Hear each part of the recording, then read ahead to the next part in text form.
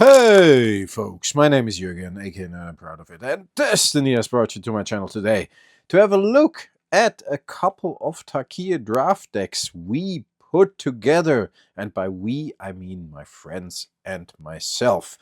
And it was quite a group, I have to say, that played that draft. We played a Tarkir Dragonstorm Draft. I had one box with me. We were 9 people. That means we needed 27 booster packs to play a big draft. And actually, we took some time for the draft. It took a little longer because 9 people drafting is, yeah, quite something. And all of them didn't know the cards. They do not play Magic that regularly anymore. But actually, these were the guys I started with. I started with more than 30 years. And some of them are really, really good players. I mean, there's one German champion in there, former German champion. There's me, former Bavarian champion. Then a friend of mine was the second Bavarian champion a year after I was. Then another 2 or 3 of my friends are actually or were actually playing in Pro Tours, these kind of things. And my brother, obviously, he was there as well. I always try to play Magic with him, and he learned it from the best.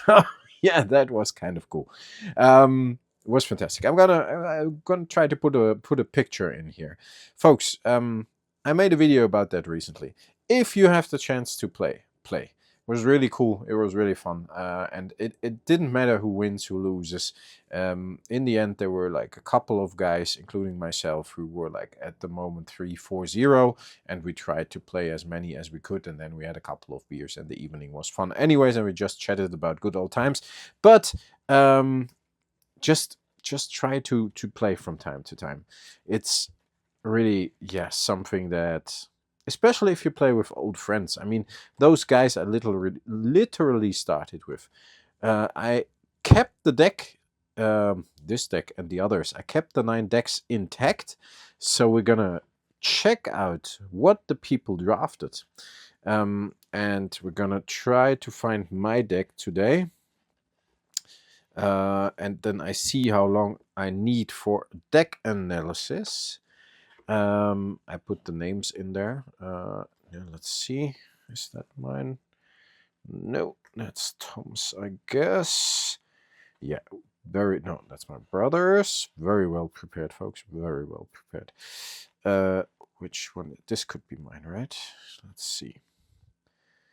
Red, white. Where's the divider? Here. Here's the divider. No, there's green in there as well. There's green in here too. And I need a red-white deck. That could be mine. Give me a second, folks. We're gonna have a look at my deck in just a second. Jürgen, that is actually mine. So when I was drafting, I did a couple of Tarkir drafts online, Magic the Gathering Arena. I recognized, and that's why I put my name in here, I recognized that this guy, first round, is really, really good. Because not only does it have 2-1, the creature, this creature, does he have 2-1? Descendant of Storms, or is it a she? I guess it's a she. Does she have 2-1? But also, if you attack, you may pay a white and a colorless mana, and if you do it, endures 1. Endures 1 means you either put a +1/+1 counter on this guy or this girl, or you put a 1/1 spirit token into play. And I normally choose the 1/1 spirit token, unless I have something really good to play in round 2, but even then I probably would choose the Endure. Because it's a free spell. And if you play this in the first round, and that would easily even be a very early pick for me, even a first pick. If the rare or the mythic or whatever if there's not something really, really good in there, I really like this creature. So that was one of my first picks. And that made me choose white, because I normally try to stick with a couple of key cards. And I have to say, I was lucky enough, I'm gonna have a look at it, to get 2 of these guys. So yeah, That was hopefully my first round, and that's a very strong opening, I guess. So yeah, as you know, draft, you get 3 boosters, you pick 1 card. The play boosters only have 14 cards. Then we're gonna have a look. I normally try to draft, and if possible, like 16 to 20 creatures, because I think the draft deck obviously is around 40 cards if you build it. And if you have around 16 lands, I was able to play only 2 colors. I went for around 18 creatures. We're going to have a look how many I put in there. 19 creatures and about 4 or 5 combo tricks, spells, extra things, removal, these kind of things. And then you, of course, have to have a look at the mana curve, and we're going to have a look at the actual cards. Yes, this was 1 drop, 2 drop, 3 drop, another 3 drop, a really good one actually. Another 2 drop I really liked as well. And 2 6 drops and a 5 drop. And then there should be a lot more in here. Well, I didn't check it correctly. But that's not enough creatures. I can put that in my 4 drop. Here, of course. Oh, did I? Oh no. Here, here, here, and here. Okay. I didn't have a good look. Pretty heavy on the 6 drops, which is not good, obviously. Normally I try to focus around 2 and 3 drops, and 2 drops I was a bit light on, but 4 is kind of okay. 3 drops I was a bit stronger because I got some cool creatures, and then I got only 1 4 drop, but I was compensating for the 4 drop with something else. We're gonna have a look at that in a second. Let's have a look at the creatures first. So I showed you my 1 drops, the Descendant of the Storms. I actually had 2. And I had this guy, which was a nice mana filter between red and white. Could have even splashed black in there. It has 1 2. And when it enters, you can scry 2. So you can fix any mana problems with that guy. 1 2 is pretty nice. Can block in the beginning. It does 1 or 2 damage here and there, which in the end can make the difference. So I actually kind of like that guy, and it fixes my mana problems. So that was a pretty strong, and with 3 on 40 cards, I normally always had 1 of those in my opening hand, which was pretty nice. 2 drops were not bad either. This guy also a mana fixer, and if you played your second spell this turn, it got +1/+1, and normally in this deck with not a lot of casting cost, it easily gets to 3/3 here and there, and you can filter mana as well. This guy actually is really good too, because during your turn he has first strike. Creatures you control get +1/+1 until end of turn. That's all of your creatures. So in the end game, if this guy in the beginning survived because of his first strike, and normally he doesn't catch a bolt or whatever, then with 5 mana you can pump up all your creatures. And I got quite some creatures, some small ones. So those were getting bigger and bigger. So that was kind of cool. That guy actually won 1 or 2 matches, which is pretty cool. The Shock Brigade. Menace is nice, 2 mana of course. 1/3 is also nice. Mobilize, which is good for me because I like to have more creatures. Also good for this guy, so you find some synergies. And also good for this guy. This is a 6 drop actually, but it gets cheaper 1 colorless mana for every creature you control. And when it enters, you actually draw a card. So if I, in the 3rd or 4th round, have a couple of creatures with Mobilize or with the Descendant of Storms that builds like 1/1 spirits, I can play this guy pretty early. And it only has 4/3, but the extra card advantage is always good. So that Shock Brigade helped with that as well. And the Shocking Sharpshooter actually is really good, because whenever another creature you control enters, this creature deals 1 damage to target opponent. That means mobilize as well. That means these guys as well from Descendant of the Storms. That means all the other creatures here. So it's always a ping, like ping, ping, ping. And yeah, that can be quite annoying because if you play this guy in the second round, until the 5th round, you probably play like 1 creature every round. So he does damage or blocks. And then if you play a couple of creatures and the mobilize stuff triggers or whatever, that is a really strong card. I would have liked, like, maybe this guy wouldn't have been necessary if I would have gotten, but yeah, it's uncommon. A second one of the Shocking Sharpshooters, that was a pretty neat pick for me. I liked that one a lot. So pretty strong opening, like nice creatures with 1 mana cost, nice creatures with 2 mana cost. And the funny thing is, this was one of my first picks in, I think, my second booster of the 3. I think it's super strong. 1 white, 2 colorless for a 3/3 flyer, and activated abilities of artifacts, creatures, and planeswalkers can't be activated. So yeah, I didn't have a lot of activated abilities. I mean, like the mana filter guys, but I guess at a certain point, if I got a 3/3 flyer, that's pretty cool. I don't need that.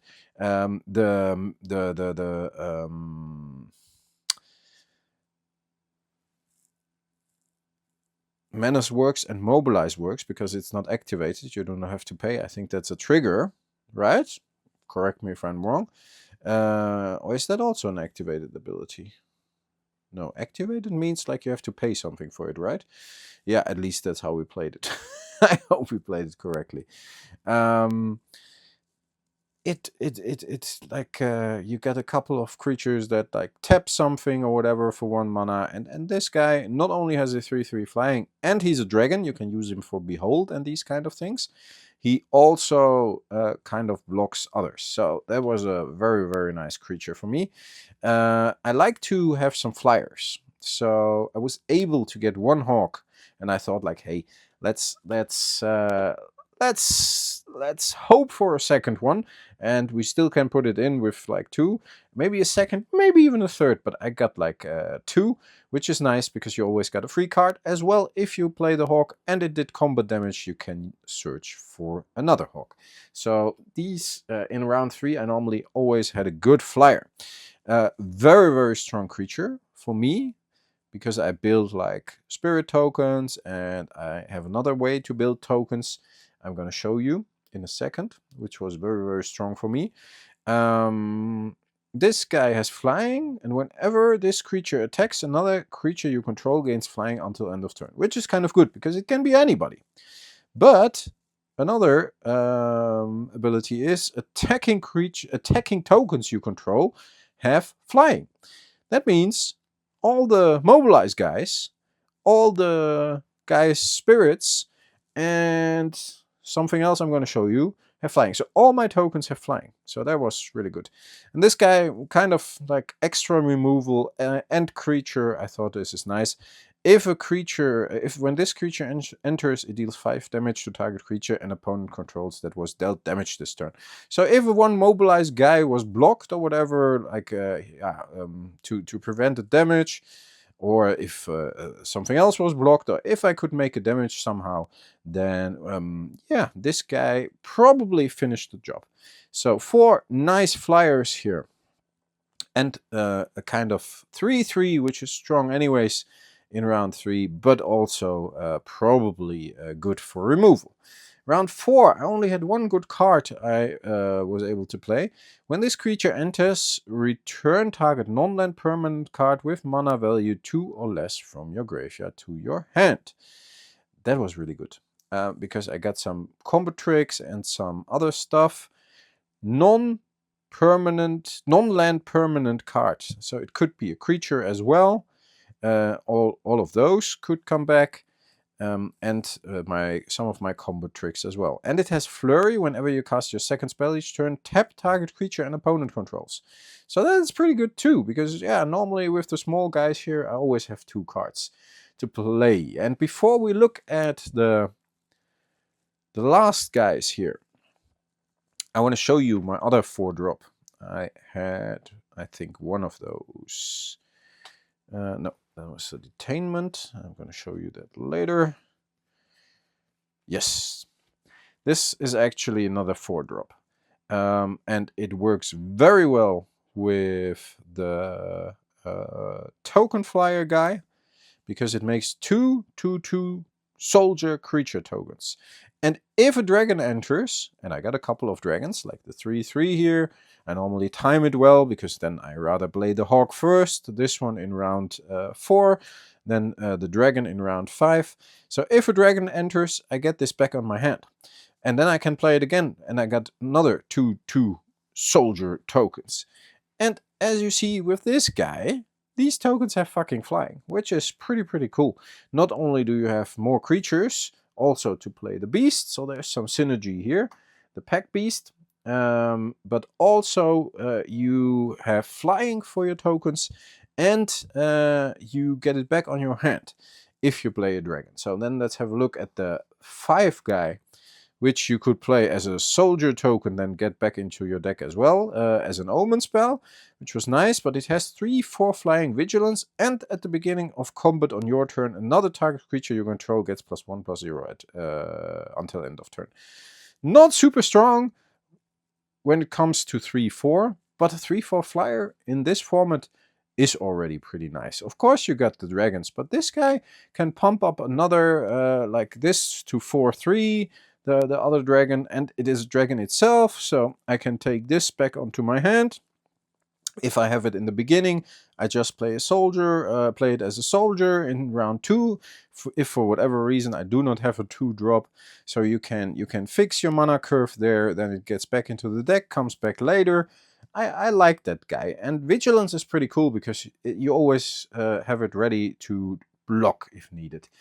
And then I got the big guy here, Stormscale Scion. Other dragons you control get +1/+1, which is good already, because I got these 2 guys. When you cast this spell, it has Storm. Copy it for each spell cast before it this turn. So you might, if you have a small one, like a small creature, and you draw it in around 7 or 8 or whatever, you can easily calculate it that you probably have an extra copy, and then that copy gives +1/+1 as well. So that can boost your dragons pretty quickly. Also, it has 4/4 flying by itself. This guy I explained to you. The more creatures I have, the cheaper it gets, which was kind of nice. I never played this for 6 mana, I guess. So it always was like fixing the curve here. If you play it in round 3, you probably had like 2 3 creatures, and then it was like only 1 white and 3 colorless, and you draw a card. But normally I played it either in round 4 or later in the game for almost nothing. Because the table was pretty full, and then it triggers like the second spell for 1 white. It's 4/3, you draw a card, and then you play something else as well. And the last thing is another dragon here, which has Omen, 5 damage to target creature with us flying. If there was a big blocker on the ground, you could just shoot him down for 1 red and 1 colorless. Flying, 5/4, and it gives you 5 life when it comes into play. Okay, it costs 6 mana, yes, I know, pretty expensive, but the 5 life saved my ass a couple of times. And 5/4 flying, it normally kills everything in a draft. There's not a lot that is stronger, that has more defense than 5. So pretty good endgame drops here, which could either multiply or bring you back to life, or could be played cheap in the early game. That means if I count this one and that one, I normally trigger with the dragons as well. So that's pretty cool. And I know it's not a lot of dragons, but it's enough. I only need to do this once, or maybe if I'm lucky, twice every game, that I can bring it back to my hand. It was really helpful. I thought in the beginning, like, how often do I use this? How often do I play dragon after I played this guy? Pretty often, almost every game. And some games I got it back to my hand twice. Some games I got it back to my hand once. That's 3, 7, and 5. That's 12. I count this as a creature, okay? That's 14, 15, 16, 17, 18. Means I do have, I guess, let's have a look. I think I have 16 lands in here because it's not the most expensive deck. And then I should have like 6 combo tricks. And if you count the combo trick, like the spells here, like shooting something down, or if you like to count that guy as a kind of a late combo trick as well, or the +1/+1 guy, so that you can also, even without cards, do something after combat to destroy creatures, or with these creatures, use them as an omen spell or whatever. So that's kind of cool. I had like 1, 2, 3, 4, 5, 6, 7 planes. And 1, 2, 3, 4, 5, 6, 7, 8 mountains, because of the, I think that's the only card with 2 blips of a single color. Yes, that's why I had an extra mountain in there. It's only 15 lands. I know, it's not a lot, but it normally is enough. And I actually pulled the Mox Jasper. It was worse than I expected, because it only adds a mana of any color if you control a dragon. If it would add a colorless mana somehow, it would be cool, but then it would be super strong, of course. And normally in round 3, I have my dragon, or sometime here I have a dragon, and then it works. And then I used it as the second spell to trigger Flurry as well. Like I played this first, used it as mana because I had 1 dragon, and yeah, then I could play something else. And then normally I kept this on my hand pretty much until the end of the game, when I needed it somewhere. But if I had this one out in round 3, in round 4 I normally played this one with the Mox, so that was pretty good too. I liked it. Was really not too bad. Or in round 5 you play one of the big guys. If you play, if you have this one out, the 1 dragon, and you play this in round 5, you got 6 mana, and you play the Stormscale Scion. It counts as an extra spell before it, so you already have 2 copies of it in round 5. If that really works out, it's pretty good. And then, so that's like 16 mana fixers, 18 lands, and I got like 6 combo tricks. Of the 6 combo tricks, very easy. I saw that in the drafts online. The Detainment is really good. When this enchantment enters, exile target non-land permanent and opponent controls until this enchantment leaves the battlefield. Not a lot of people play enchantment destruction. Maybe here or there's like one of those green tigers, or what it is, or leopards. But yeah, overall, it always is very handy. Even if you play it in your round, of course, and then attack, and you get rid of an attacker, and then he removes the enchantment in his round or her round, and then yeah, you still had the free pass for a big attack. So that was very good to have, the Detainment. Then I had 2 of the Oseos Exhale. As an additional cost to cast this spell, you may behold a dragon, and I normally did. It deals 5 damage to target attacking or blocking creature, which kills pretty much everything that comes at you or blocks. And if you behold a dragon, you gain 2 life. So those 2 life, in the end, in a draft situation, often make the difference. The same with the 5 life of the Twinmoor Stormbrood. It can really save your ass. So these 2 were very handy to have. Instance, of course, 2 of them I drafted. So yeah, I had, most of the time I had at least 1 on my hand. The Coordinated Maneuver I really liked, because it could destroy an enchantment, which I used. Somebody used Detainment against me. I played this one in their round, got my creature back. He thought it was detained, and then it was my round. I untapped everything, and yeah, he didn't leave a lot of blockers. That was pretty good. Other thing is, it deals damage equal to the number of creatures you control to target creature or planeswalker.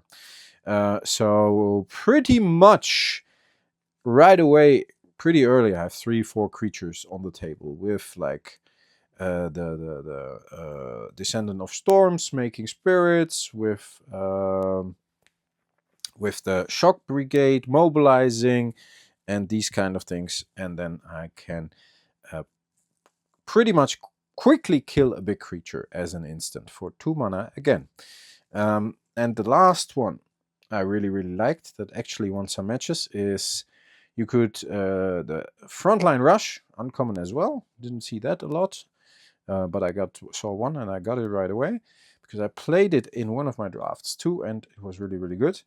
Target creature, the goblins are nice if I need a lot of creatures. Then I can pump them with the Bearer of Glory guy. A lot of small creatures, but yeah, it's an instant as well. You can use the goblins as blockers, kill something, whatever. But what was better is target creature gets +X/X until the end of turn, where X is a number of creatures you control. And like I said, and like I explained, I pretty much quickly had a lot of creatures. So I sometimes flew over with a Tempest Hawk and I had like 4 creatures, and I attacked with the Shock Brigade. And yeah, the Mobilized triggered, and the Descendant of Storms had made a Spirit or whatever. Could easily give the Tempest Hawk that was coming through, because they didn't have a lot of flyers, +5/+5 or something. And then it hits for fucking 7 pretty quickly. And yeah, if you already made some damage with the little guys, like 2/1, 2/2, trigger a prowess, 3/3, you easy get like 4, 5, 6 damage in early without them even doing something. Sorry, I'm talking too much. Obviously, my voice is leaving me. Without them doing too much in the beginning, and then if you hit with the flyers once or twice, normally this card finishes them off. And if you actually get this guy out, you can return target non-land permanent card with mana value 2 or less from your graveyard to your hand. So this was a card I normally was looking for. That's why I, in the beginning, didn't even like bother keeping it until later, and I just created the goblins if it was convenient or whatever. And then I got it back with the, if I had the Wayspeaker Bodyguard on my hand, I knew I could get it back. If it was countered, fuck it, that's bad. But also the Exhale and the Coordinated Maneuver were nice cards to get back too, same as these guys here.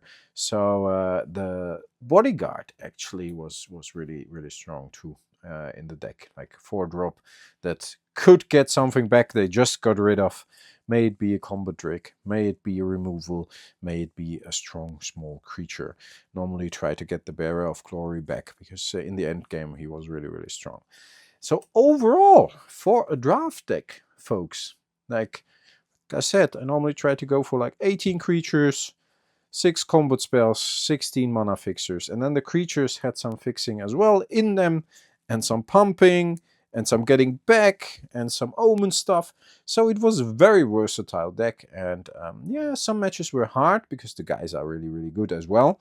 But like I said, I won all, not all my matches, but I won all my, yeah. I went 2-1, 2-0, 2-0, 2-1, I guess. Yes, that was it. So yeah, I pretty much won the game, but not every match. But wasn't really in super big trouble.